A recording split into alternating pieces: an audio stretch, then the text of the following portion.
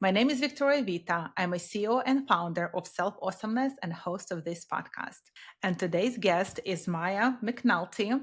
I was so fascinated and impressed by her strengths and desire to live when I heard her story. She's a long COVID survivor who learned to speak, walk, eat, and live life again. She's an author, marketer, entrepreneur, and nonprofit influencer. Welcome, Maya. I'm so happy to see you and have you on my podcast. Oh my God, Victoria, what a tremendous honor to be here. And what an introduction. Thank you so much. That was so heartfelt. Thank you. It's so nice to be here. Thank you, Maya. Can you please share your story and tell us a little bit about yourself and how your life has changed after March 2020? Mm, Such a deep question. And I don't know where to start, but let me start from the beginning. How about that? Uh, Yes. Prior to 2020, when everyone's life, the whole nation's life has changed, mine had changed so drastically that I honestly did not recognize myself. And it was hard to find myself again. And I'll share with you as we go into this podcast a little bit of my background and who Maya McNulty is. So first of all, I'm a mom, and I also am a dog mom. So any of the dog moms out there, I feel you. Um, my daughter's 24. She was in college at the time of during the pandemic, and so this was a very challenging time for my family. Prior to COVID, I launched a couple books. I help nonprofits to maximize fundraising by thinking like an entrepreneur. I've never had any medical conditions before. I'm really a go-getter, fit and strong, mentally, emotionally, physically. I have just always been there and show up. I play full out. I'm always all in on a project or anything that people ask me to be. A friend, a mom, an entrepreneur. I'm always there for my friends and family. And in 2020, I actually was one of the very first females to have gotten COVID, hospitalized for 30 days in a medical coma. Um, so let me back it up. I was in a medical coma for 30 days. I was hospitalized for 69 days. 35 of it was in the ICU. I did die. I went to heaven. It's another podcast. Most people are so fascinated by that Oh, I particular have story. goosebumps. Yeah. And this is my ventilator scar. I used to be really embarrassed about it. And I had plastic surgery because it was infected once I left the hospital. And it took about 10 months to heal. COVID was still eating at my skin. It was 48 stitches later that they realized, wow, that's still affecting her. I had lost my voice for 10 months. I lost all my hair. So I'm very sensitive about my hair. Um, Your hair it beautiful took now. me, yeah, it took me 27 months to eat, walk, and talk normal again. I couldn't drive for 17 months. So, telling you from the person I was, very independent, very strong, a go getter, all in, when this happened to me, being in a medical coma for 30 days, hospitalized for 69 days, losing my voice, not having the ability to eat, read, write, talk. I was being tube fed. I mean, if you think about the most horrible thing in life, that happened to me. And I honestly, at one point, I just said, I don't want to be here anymore. And your podcast, I have to tell you, Victoria, is going to give so many people hope and inspire them to live their best life. And prior to COVID, I felt like I was living my best life, but it was a wake up call in a way. And they say things happen for a reason. And I believe that I'm here for some purpose that will save somebody else, maybe, or bring hope to something or someone or whatever that thing is. I don't know. I'm still in discovery mode of it, but it's been 4.5 years since I have survived this horrific thing in my life. And I really feel like I've become a better person. Not that I wasn't before, but now I do feel a huger connection to my Mhm. purpose. And I'm still trying to discover what that is, as we probably all are. Yes. Yeah. I have goosebumps. I mean, every time when I hear a story, I have goosebumps because it is Yeah. fascinating that you had so much strength to go Mm, through what you went through for such a long period of time. So it wasn't just a couple of months, right? And 4 years. 4 years, yes, 4 years. Uh, in the moment when you wanted to give up, what kept you going? Gosh, I don't know where I found the strength. I'll be honest with you. When I got out of the coma, I was 6 weeks on the ventilator. I was still on the ventilator, and the physical therapist at the rehab, Sunnyview Rehabilitation Center, they were Hoyer lifting me out of bed, and that took like 45 minutes, and that would be my only activity for the day.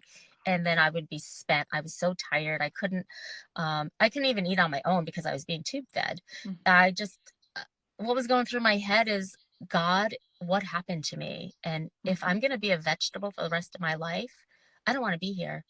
And I thought about my family, and I thought about my parents and my brothers, and I don't know, I thought about my people. I'm an entrepreneur and author. I speak on stages around the world. I'm 50 years old. I'm 52 now. Sorry, I'm not 50 anymore. I'm 52. you're still 50, 45. And and I feel like this is the next chapter of my life that I have to live, and I went with this attitude of I can do it, and I needed to Mm, do it. I can do it. And once I made that mindset shift that I can do it, things started to happen for me. I started to feel better. I came off the feeding tube. I started to walk. It took 4 steps. Well, before it was a Hoyer lift out of bed. And then my first steps were 4 steps, which is basically one of my legs moving twice. And mhm. so two, right? So it wasn't necessarily exactly 4 steps, but it Four was steps. four. It was 4 steps. That's right. I am counting them as 4 steps because it was 4 steps to Yes. me. Yes. Yeah, those were Yeah. 4 steps. Yeah. Yeah, and that's where I found the hope. As soon as that happened for me, that I was able to, like, I couldn't feel my legs, but at least I knew mentally that I was still sound up there in my head. Well, my kid would probably say something otherwise, but I felt really strong and determined. And when you are in such a vulnerable state, you're using every being in your body to pull through and Mhm, to just move from point A to B, because you have this adrenaline pump and you just are pumping at it and pumping at it. And you're like, I can do it. I can do it. And as soon as you make that mindset shift, as we all know, once you change your mindset, you are capable of doing so many amazing things. And that's what really made me fight, was the resiliency of saying to myself, I'm challenging my mindset of the negative to the positive, and I mhm. choose to have good vibes and good feelings, and it's good vibes only, please. So if you're listening to this podcast, it's good vibes only. And and I that's what pulled me through, is just having Mhm. a good positive mental attitude. And even though I was disappointed on days I couldn't get out of a wheelchair, I spent 3 months of my life in a wheelchair. And the vanity was out the window when someone has to give you a bath and even wipe your butt. it's Yeah. it's embarrassing to know that you were that strong and now you're that weak that you can't even hold a cell phone or even a baby wipe to wipe your ass. Yes. But Yeah. it's still, you still had that mindset that I want to change it. You didn't give up, just, okay, so I'm going to be like that for the rest of my life. So you had that mindset shift that I need to get out of a wheelchair. I need to get out. I need to be able to hold my phone and talk and live my Mhm. life all over again. Yeah. I This is had this amazing. burning desire. I don't know if you've read the book Think and Grow Rich, but they talk about faith, burning desire, and being an action taker. And because I coach business coach people and clients, all throughout the United States, I thought of that myself. And I was thinking, what a fraud I would be if I didn't use my own system to have faith, to have the burning desire, to take massive action. And so that one particular book, based on that triangle principle, I thought, I can do this and Hmm. anybody can do this. So you can start at nothing, which is basically where I was at, to go all the way through that value triangle. And that was some of the stuff that pulled me through resilience wise. And not everybody has that at them, but you know what? You can make it up in your mind, because once you decide, that's the thing. You have to decide that you're going to have a better life. You have to decide that you're going to heal. And even if you're going to make money, you have to decide that I'm going to make X amount of money, whether it be high 5 figures, high 6 figures, high 7 figures, Mhm. whatever that may be for you. You have to just decide, because you're never going to get there. It's no different than if you're going to get in your car and you're going to drive to, say, California. I'm in New York. So if I'm going to drive to California, yeah, I can get in the car and get there. But what part of California am I going to? I need to get a GPS out or a map Yes. and say, I'm going to San Francisco, I'm going to San Diego, I'm going to Correct. LA. I need to know where I'm going. And I knew that how where I was point zero, and I needed to get back to 100%. And that took a lot of grit, a lot of guts. I had to say no a lot too, to things when people would say, "Oh, do you want to have dinner? Or do you want to have people come over?" Especially during the pandemic, because I didn't know, Mhm. as we know, COVID is invisible, and it still is, that I don't know if somebody else was asymptomatic, or if whatever they bought Correct. at the grocery store, at the market, because people would bring me food, and was afraid to eat it. And I was even afraid to have them in my home because I was so sick that I didn't want to fall back. And I also had an in home nurse, an occupational therapist, and a physical therapist. And they had to keep monitor of my progress and teaching me to how to eat and walk again. I remember carrying my own dinner plate like 6 months after getting home from the hospital, carrying my own dinner plate and making my own toast and bagel. Those were just milestones that most today take for granted. But when you are so sick Mhm. and you are so weak, those little things, they mean the world, and they give you hope. So Yeah. once you see those things, yeah, the Uh, resilience, it's like a standing block, right? You have to keep one foundation, just keep going one after the next until you get to where you want to be. And today I'm hiking and swimming and back to oh. work after 4 years. And it's amazing to meet people like you, Victoria, and it's amazing to talk to people all over the world. I am a mental health advocate, a mental health Mhm. advocate. So I'm on the New York State board for NAMI, which is the National Alliance on Mental Health. And I found that during the pandemic, not only has children been affected by COVID because they lost either a parent, both parent, caregiver, or grandparent. And we can also talk about homeschooling. So they've lost their parent there, or foster parent, Mhm. or even in tribal areas where they were medical deserts, like food deserts, medical deserts, where they didn't have the test or the hospitals. And many people have died, and they have trauma from this, and Mhm. nobody really recognizes it until these kids go to school and they don't have a backpack with food, or they don't have a shower or clean clothes. And this is when we realize that we have choices that we have to make, and we have to answer these calls to the Mhm. children. And so I became an advocate in Wow. Washington, for children orphaned by COVID. So Mhm. it's given me a whole new life, a whole new perspective, and the purpose is still, I'm searching for it, but hopefully we'll discover it on this podcast, because I know Oh, I'm I not mean, alone. I think you are, this is your purpose to share your story to help children. I think this Hmm. is, you're right. We don't know what kids are going through, right? So we Hmm. don't know. And kids, they don't tend to ask these questions. They may laugh at the other person, right? But helping Sure. those kids to live their normal life and help them to go through what they went through mentally, it is amazing. It is amazing. And I think Yeah. And it's not their fault.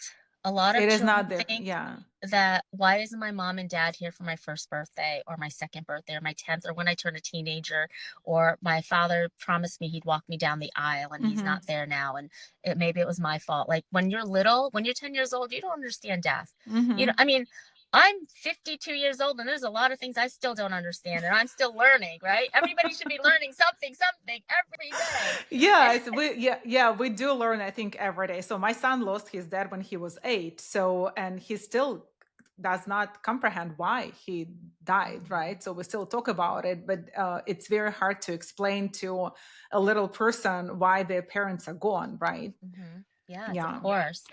And Yeah. This and is also to let them know it's not their fault. There's so many yes. times where they blame themselves, or if I had done this better, if I knew mom was sick, I should have taken better care of her, or if dad was Mhm. sick, or it's kind of like too when you have a puppy and you watch it grow, and then all of a sudden 12 years later this puppy dies, and you're like, okay, the rainbow bridge, but what is that? Where is that? Like, am I going to Yes. see my puppy again?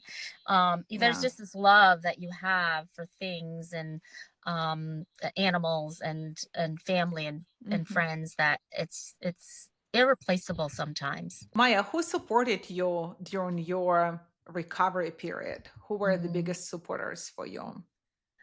That's a great question. I've had so many people support me. This is a funny story, actually. I had my best friend, my mom, my dad, my husband, my child, um, but my community really rallied for me when I got out of the hospital. You know, there was social distancing, so they gave me a parade, and the Oh, news wow. came and did it, and I think like 47,000 people watched it. It was just Oh, crazy. wow. And I did die and went to heaven, and I woke up in my room, because I was in the hospital for 69 days. My room literally looked like a funeral parlor and with flowers. And so had I, like, now I know what my funeral is going to look like. So, like, I'm like, oh, well, because I just felt so much love, and it was because of prayers. Mhm. So there were so many people. So when you asked me that question, it's such a loaded question, because there were so many prayers, so many churches, so many communities. And because I'm in the media and I'm active in our community, being part of the chamber, organizations for women, Mhm. even for children, being on the New York State Board for NAMI and Special Olympics and Leukemia Lymphoma Society, there's just so many organizations that I have touched lives and been part of. And I'm Mhm. not somebody special, by the way. I'm just Maya, and I just happen to have done some Special remarkable Maya.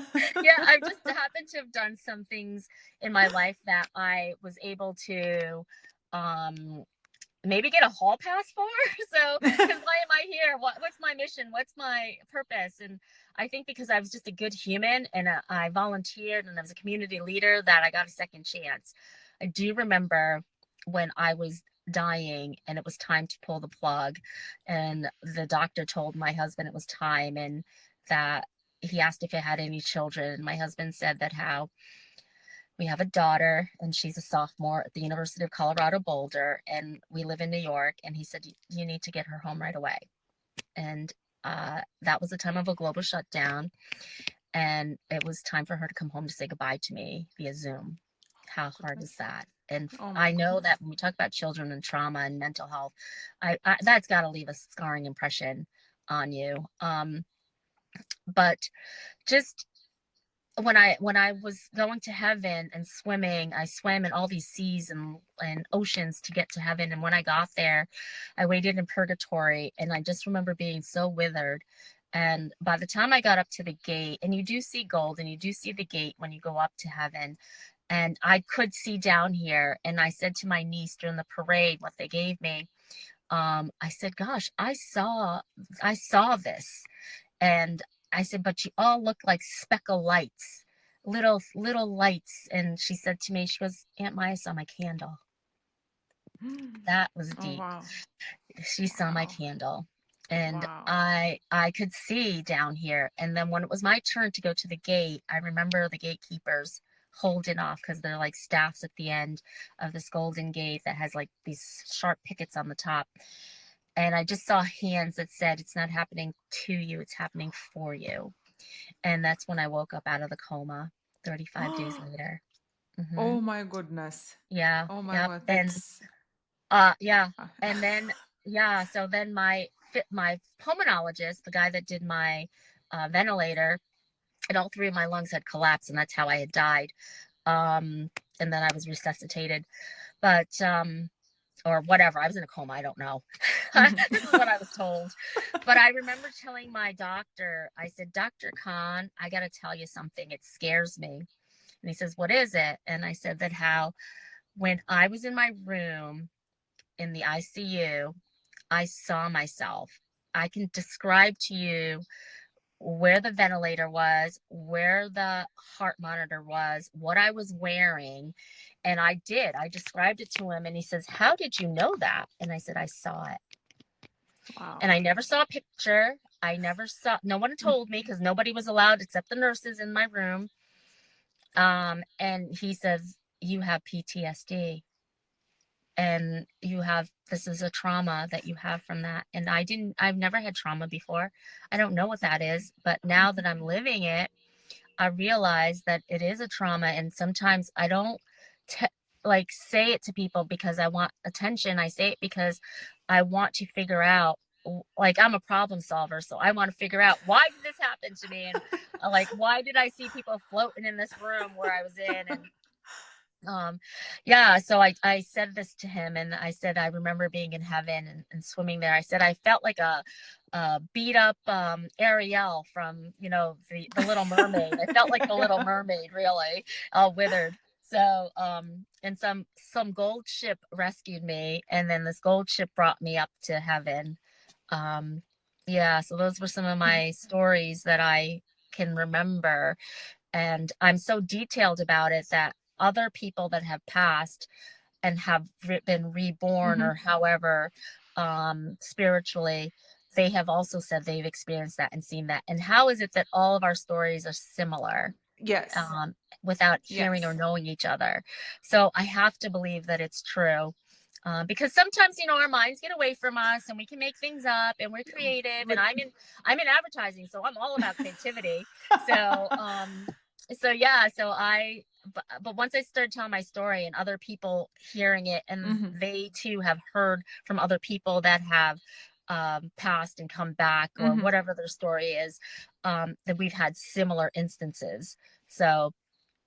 So I feel pretty confident in repeating the story, because I feel like, okay, well, it's my story, and It I'm the is only your one that has story. to really believe it, right? But I want Yes. people to know that they're not alone as well, that if they're thinking this and they're seeing it and they don't have somebody to outlet to. That's another part when you ask, like, who was there from your support system. I didn't really have somebody when I started to discover that I was long COVID. Now, long COVID, there still isn't a definition for it, but I started with 100 symptoms, then 50, and now I have about 25 long COVID symptoms Wow. 4 years later. So I have the brain fog. Sometimes you'll see me pressuring right here, Mhm. like both sides, because the brain fog just takes over. We know that when you have long COVID, your brain shrinks about 2%. So that mass is in there. And as we know, we have a skull. So in our brain, it's not going to go bigger than our skull, because obviously it can't grow out like Mhm. potatoes through your head. Yeah. So um, Fortunately. yeah. So, your brain can only go so big. So you'll have this fluid in between, and that'll give you the brain fog, or the Mhm. equilibrium that's not causing the balance issues. There's the shortness of breath that I experience, sometimes the loss of taste, phantom taste and smells, different things that happen to me Mhm. throughout the day, the tremors, the vibrations, the heart palpitations, the high heart rate. There's a lot of little things that you can't see, they're invisible. And just because you can't see them doesn't mean that it doesn't exist. And a lot of Yes. times I have to tell people it's not in your head.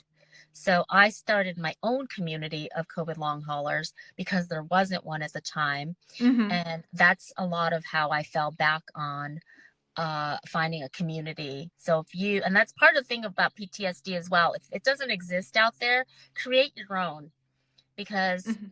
or even if it does exist and it's not the right thing, I mean, there's different levels of, like, pregnancy, right? Or there's different Yes. levels. Like, if you have cats or dogs, like, you're not one pet network, you're a cat lover, or dog lover, or bunny lover.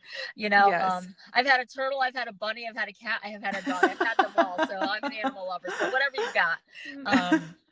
But that's the other thing too. In healing, I find humor and laughter, and I decided that I did laugh a lot prior to being sick, but now I make sure that I laugh every day, that I find humor in something and not take it seriously. All of us take life so seriously, Yes. and sometimes that burns us out.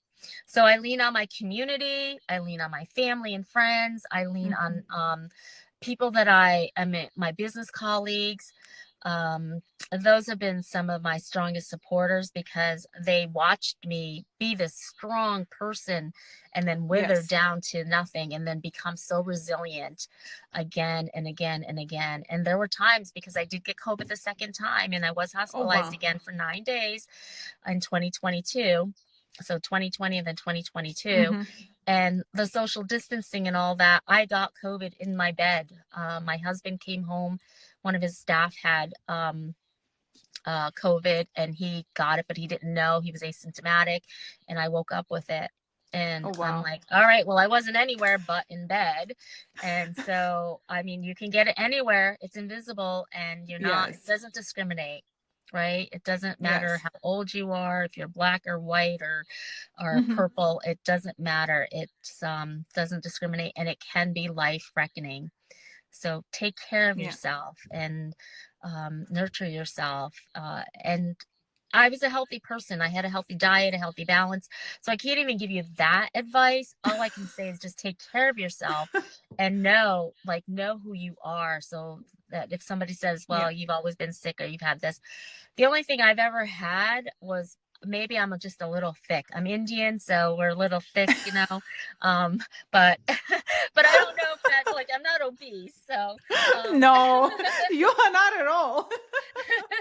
yeah, so just give yourself grace. That's another thing when you're healing and resilience, and then when other people have things to say, Hmm. because we know that COVID has been a political thing now, and also with vaccines, not vaccinated, vaccinated. Hmm. Everyone has their own take, but guess what? You're your own human. You're your own person. Do what's best for Yes. you. You don't Yes. have to listen to Agree. what everybody else says. You can shut them Hmm. out. Yes. Yeah. And you have this great community too. So you pretty much were reborn, as I said at the beginning of the podcast, and Mm-hmm. you learned to live your life again when Mm-hmm. you were like 48, I guess, like 4 years ago, right? You said you're Yeah, 52 right yeah. now. I was And 47 when I got COVID. for My birthday's in January, so all you Capricorns out oh. there, I love you. You're my people. And um, so yeah, so January, so March 14th is when I got COVID. I Oh, tested wow. positive on the 13th, but 14th was when the results came, so they tested that date. By the 21st is when I started to die from my feet up of having COVID. When you were supposed to just quarantine for 14 days, Yes. well, in 3 days I was dying. So Wow. I was turning blue, and I had an ultimatum. My husband said, I'm either going to call 911 and have an ambulance take you out of here because I was in our bedroom, and Oh, or you said you were home. Hmm. yeah, because I was being quarantined. I went to the hospital. That's how I end up. I never go to the hospital either because I'm never sick. And for me to go to the hospital, I definitely have to be sick. Hmm. And so Friday the 13th is when I knew something happened to me because I could feel it. And Hmm. Saturday I wasn't feeling well. I had this fever, won't go away, and this diarrhea and this like stomach bug, and like this doesn't feel right. And so I went to the hospital and then I had asked, can I have a COVID test? And after they tested me for like bronchitis and pneumonia and all that, and those all came back negative. Hmm. And so they're like, well, and I'm like, well, I think I might have COVID. I don't know. What does that look like? And so they tested me and it lit up like a Christmas tree instantly. And Oh, so now they have to wait for the Department of Health. So I live in New York. So they sent it to the Department of Health, and the Department of Health called and said, and they called my doctor and they called the governor and they called the White House because this is obviously new.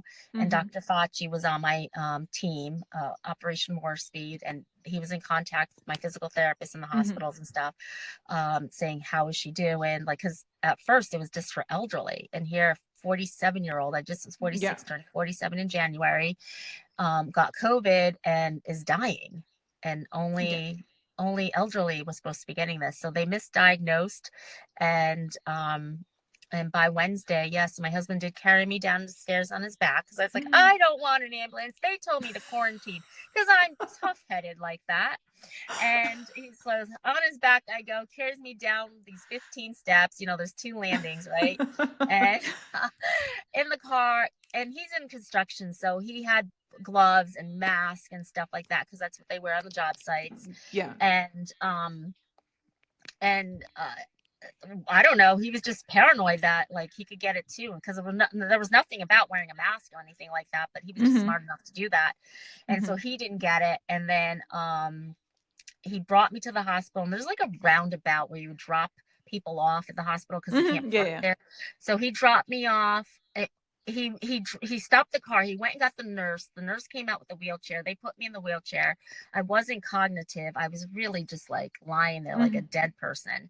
And he went to park the car, and by the time they parked the car, they already started procedures to put me in a medical coma. Oh And my goodness. that's when they asked, "Do you have any family members?" And he said, "Yeah." And he goes, "Well, you need to get her home, and you expect the worst." And that's Oh how he my left the goodness. hospital. Oh So my it's pretty goodness. scary. And then he had to go tell my parents this, and then his parents. So yeah, it's pretty scary, but it happens. And you know what? I feel so fortunate and so blessed though to be able to have a family and a community Mm-hmm. and advocates for myself, because there's so many people that didn't. Right? If you live in an Didn't. apartment in a city, what do you do? Right? So Nothing. yeah, you're alone, and Yeah. it's sad, and my heart goes out to some of that. And that's, I think, why I became an advocate for children, because somebody needed to be their voice, and perhaps that is my purpose, my one thing big that I'm going to do in Yeah. life. Yes. You will. Yeah, M- I hope. You I hope to will. help somebody. Yeah. You are helping a lot of people. Yes, Oh, you thanks. are. Yes.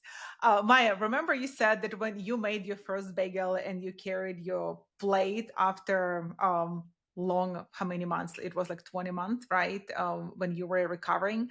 Do you remember that feeling when you actually made the bagel for yourself, by yourself? And what did you feel that moment? Okay, so when I couldn't carry my dinner plate, and I couldn't drink out of like I couldn't lift anything. Like this water bottle would have Hmm. been um like a milestone, I mean, right? you couldn't carry your phone. Yeah, you Yeah, said. I couldn't carry Yeah. anything. So when with my occupational therapist, when she brought me into the kitchen, I'd be holding onto the counter and the chairs, or the back of the chairs, to be able to get from one part of the kitchen to the next. I also had a walker, so it was like, and a gate belt. So the gate belt was holding me up from the therapist in the back, and then I was walking and using my legs, and it literally took, I don't know, sometimes it was only like four to 10 steps, and I had to go back down, and I was exhausted, and I would Hmm. just sleep and sleep and sleep. But the second I made my own bagel and actually put butter on it, and I don't know if people know this, because I've had to learn this. The numbers on the toaster are minutes. So if it's 1 minute, 3 minute, 4 minute, 5 minutes. So for me to be able to stand for 3 minutes was a milestone in itself. But for me to be able to toast my bagel in 3 minutes, standing, and butter it, that was like momentous. Like that was huge.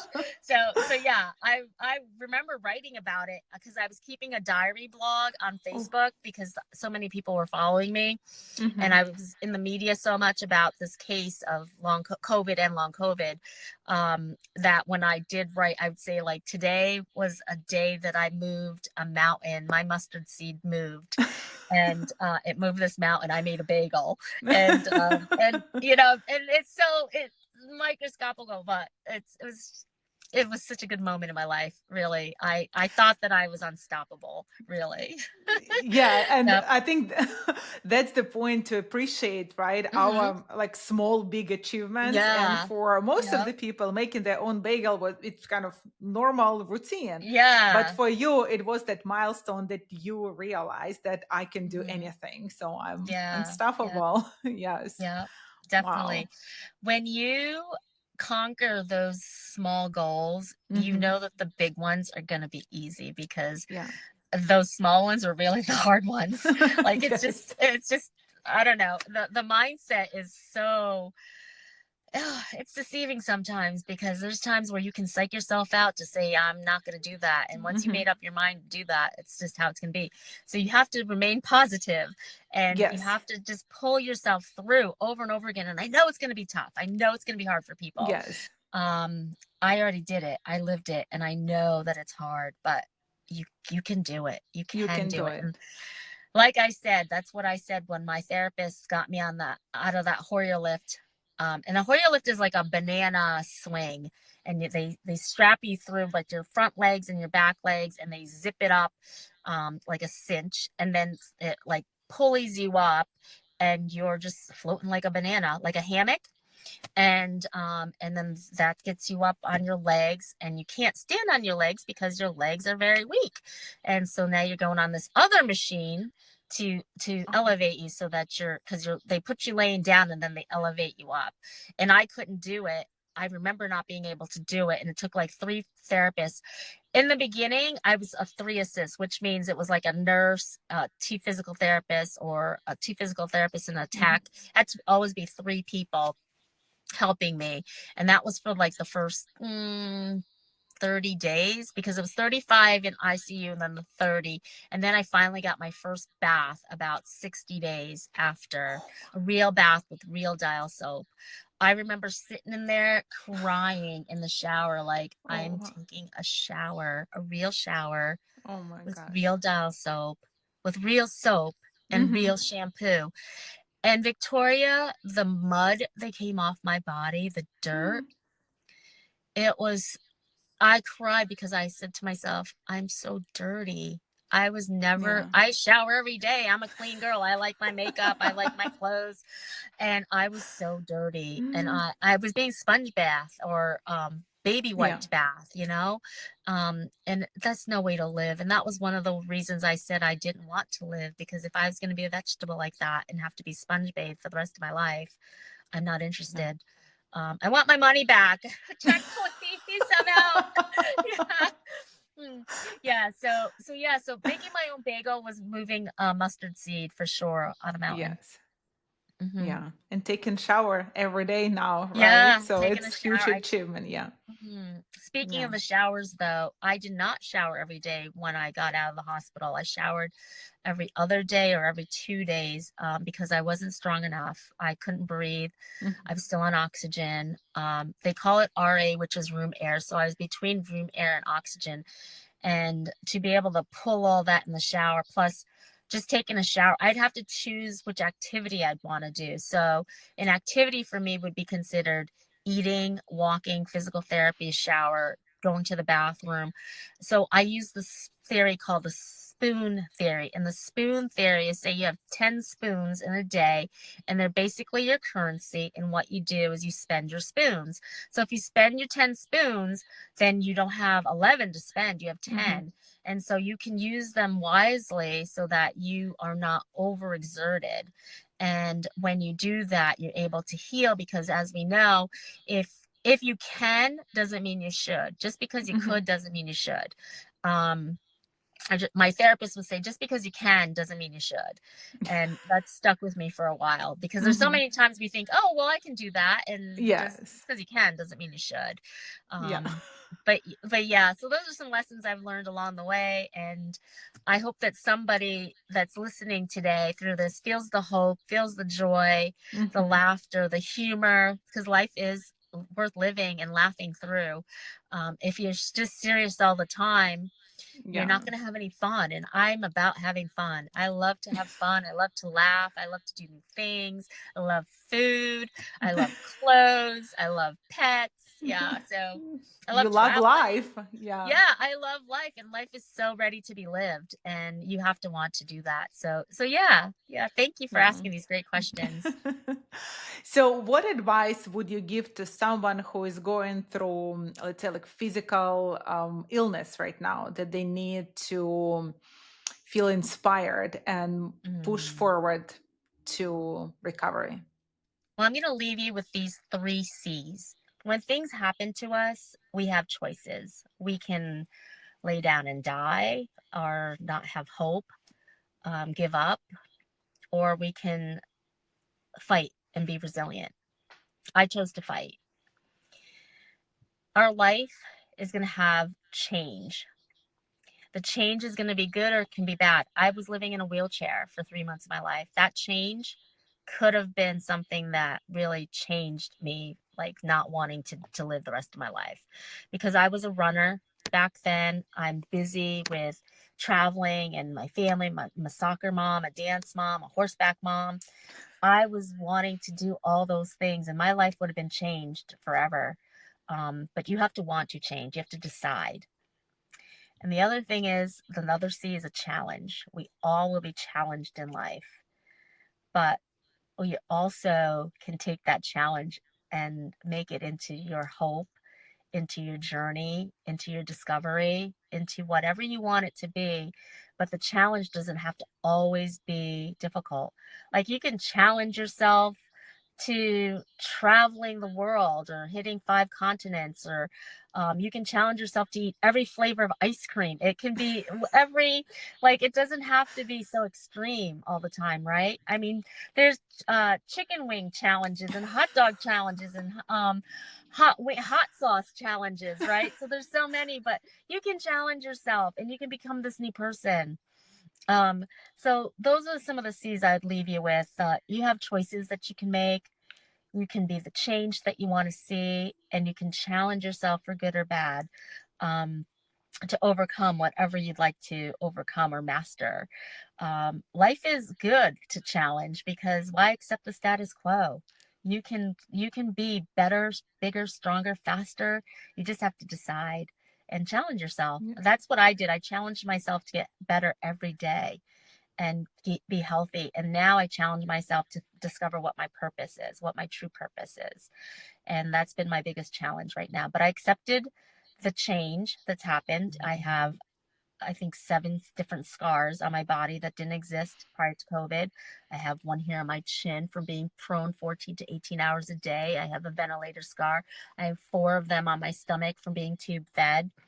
Some of them, it doesn't define me. At first it did, because I was Mhm. embarrassed and I felt like these scars were ugly. But now I changed my mindset about it. And I know that it's my survivor's cape, it's my cape of honor. And just Yes. because I changed my mental attitude, I'm willing to accept. And so when I accepted these things, it made me less reactive and more purposeful.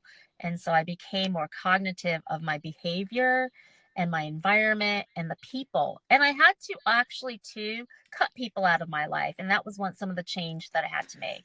So that's okay too, for you to outgrow people, become just indifferent with people, because some people are here for seasons, right? We're all here for a different season, a different Mhm. chapter, and we can just accept that. So maybe that's the other C, a chapter, different chapter in your life. So yeah, so I'll leave with that. Yeah, thank you. Okay. That was a great question. Thank you, Maya. So, You're your welcome. story of being literally reborn, learning to live your life again, and Hmm. facing all of the challenges that you had to face with, I think, bravery, courage, being resilient to what has happened to you, and never Hmm. giving up. And now you're giving hope to people, to kids, and Hmm. to children, to Sure. help them overcome their traumas, because we didn't think about children who had trauma during COVID. Hmm. So everything that you do for your community, for your support, for women's support as well, this is Hmm. just fascinating. You're an amazing person. And I think that's your purpose. I mean, to me, but you're looking for your purpose, like that you would know Hmm. inside you, right? So, and I know that your favorite phrase is "you're just one victory away." I know you said it a couple of Hmm. times. Yeah, thank you for bringing that up. Yeah, so that is it. I believe that we are all just one victory away. And if I could share that again, is that you are just one victory away. No matter what your victory looks like, maybe it's walking again, maybe it's traveling, maybe it's starting that Fortune 500 company, maybe it's just Mhm. discovering who you are and saying, this is who I am. You're just one victory away, whatever that victory may look like for you. Some of us might be for weight loss, some of it might be for weight gain. We just don't know. Maybe we want to stop smoking or stop drinking, or um, I don't know, whatever your victory is that you're trying to win. Maybe it's just paying for your mortgage, having your mortgage paid off, or your child in college. Whatever that victory is for you, it's going to be sweet. So Yes. just Even maybe give a glass yourself, of water or 2 glasses of water yeah, extra a yeah, yeah. day. It's a Yes, victory. Yeah. exactly. Whatever that Yeah. victory looks like. So we are all just one victory away. So you're just one victory away. Yeah. Absolutely. Thank you, Maya. Thank you very much for your story. Thank you for being here today. And you can find more information and connect with Maya by following the links below this episode. And I want to say thank you one more time for such an inspiring story that you Oh, shared with us. And I want to remind everybody that it doesn't matter how tough things get, you are not alone.